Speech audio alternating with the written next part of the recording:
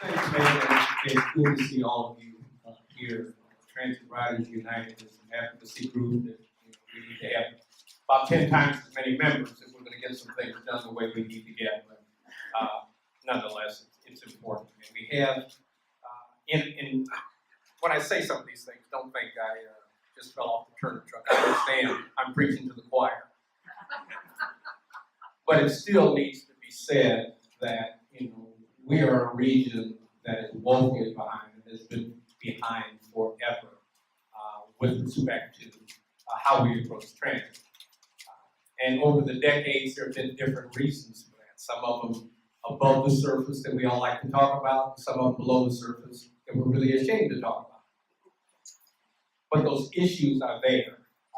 And we as a region are not getting any closer to the reality of being what we can really be until we do more on transit. So let me just give you a little bit of an update. And by the way, I think this idea that transit kind of stands alone in people's minds, not yours, but in others' minds, is a problem. And transit is a part of all the growth that you're seeing now. As we come downtown and we see the economic development opportunities, we see all of those things that are, in a large part, millennial driven. And while people oftentimes think that a reason to be against transit is, I'm not so sure we want to take all these poor folks to jobs out in our suburbs. You all heard that story before. I'm not co-signing it, I'm just saying you've heard that story. Well, there's another story that is, millennials now who live in some of those suburban communities want to come downtown. Things are happening downtown and will continue to be that way. And so at some point, a lot of those folks are going to be faced with whether or not their kids actually stay in the suburbs.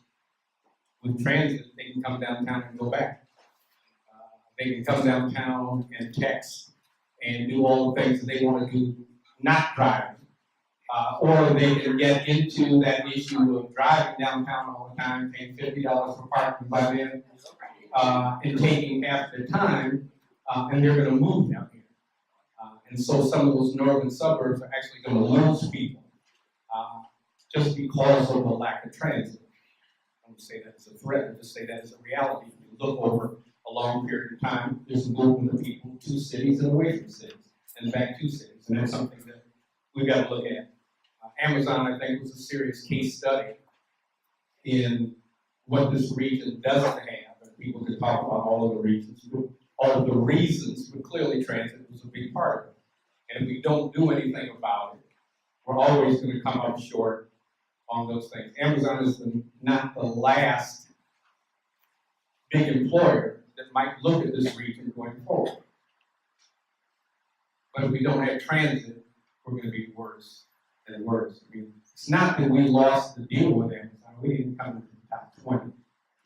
And so when you start looking around at transit, at least as one factor, you see that's just a woeful, inadequate reality for us right now. We had a plan a couple of years ago. It really wasn't the best plan, but I don't want to blame those who had the previous plan because at least they did something. They tried. It's always easy to look at a failure and say they should have done it differently. There's another way to look at it and say, why were they the only ones to force it and try to make it happen in the first place? So I don't think blaming anybody gets us anywhere. But I think we learned something from 2016. And the first thing I learned is we better hurry up and get it done in 2018. And those folks,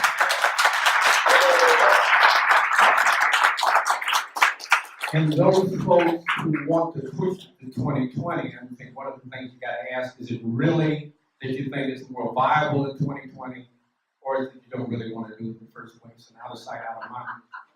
I think it's an honest question that we have to look at. So, we've got a lot of players in transit. We've got a lot of things going on. SMART is doing some really great things.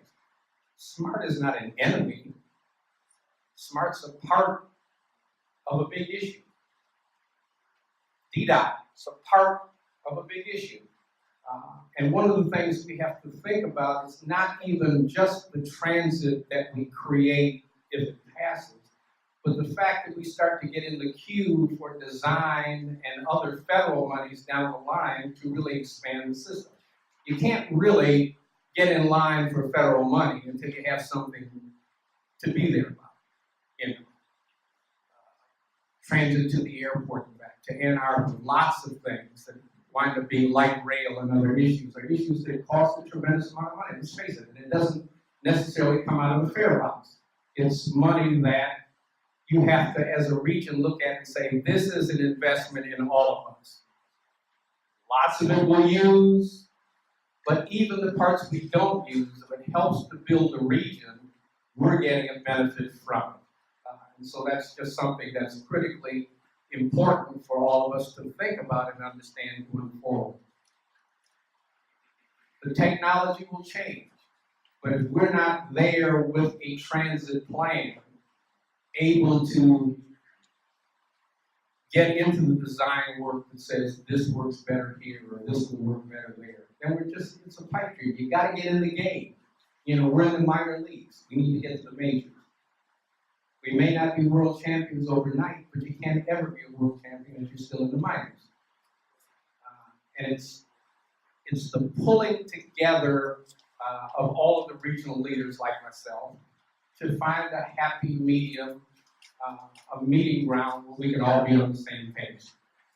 I want to tell you that we have been, by we, the big we now, not Warren Evans, but we, all of the county executives and the mayor of the city of Detroit and their staffs, have been working on this transit plan. In April will be a year.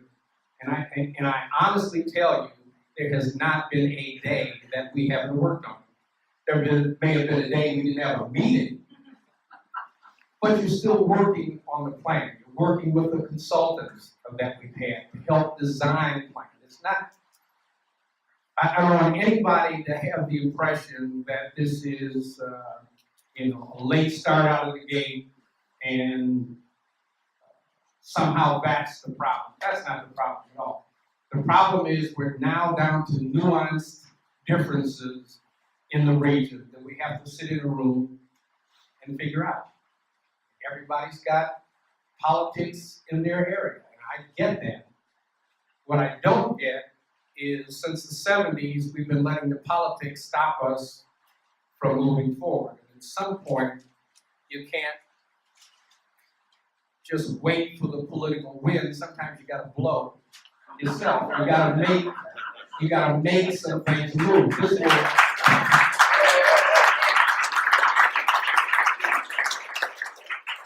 This will never be a consensus issue. Some people will vote for it, and some people will vote against it. I know that when we lost before, it was by less than 1%, and you didn't have the enthusiasm of all of the leaders involved. My common sense of it is, we win if we get enthusiastic. I'm not talking about you now, I know you're enthusiastic. I'm talking about the leaders who are going to be the decision makers in terms of getting this on the ballot and helping to stump for it. I'm very comfortable that in my county there will be people who are not for it. And that's their right as Americans, but it's also my obligation as a leader to say, I think this is good for the region. This is why I think it's good for the region. Please vote for it, and if you don't, I'm not mad at you. That's kind of the way the process goes. If we all advocate like that, my sense is it passes, and we move to the next level, which is getting this region closer to being what I think we all know that it can be with the collaboration and cooperation that we're starting to pull together. Let's be realistic. What holds this region back, really? Education and transit. Let's fix them. I'm not going to belabor the fact that it's been a problem forever. Just, do you want it to be a problem forever, I think is the question. I mean, transit has been an issue for 40 years. I don't think I got 40 more. I'd like to see something happen before my grandkids are here talking about what all that.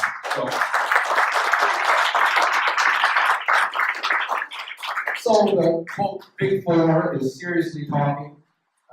As I said, our staff's working every day. We haven't nailed it down yet. Am I optimistic for 2018? I'm optimistic. Am I going to bet my life savings on it? Well, it wouldn't be losing much anyway, but probably not. But it doesn't stop me from being a strong advocate for what I think is important.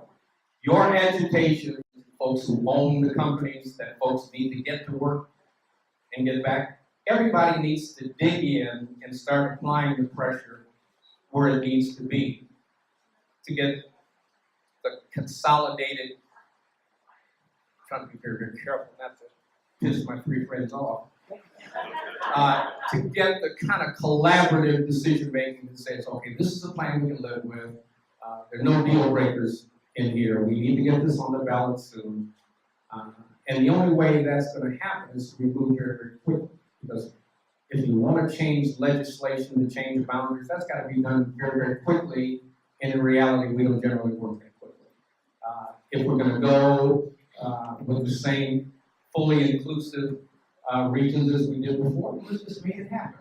And let's make sure that we're providing enough service to all of those communities to warrant the additional support we need to try to make it happen. So, thank you very much for listening to me. It is an honor to talk to advocates because you got a passion for something, and kind of what makes public service work is there's that passion to move forward, to move somewhere, to do something. So keep advocating. Please understand that I'm working as hard as I can, and I'm not suggesting my colleagues are not doing the same.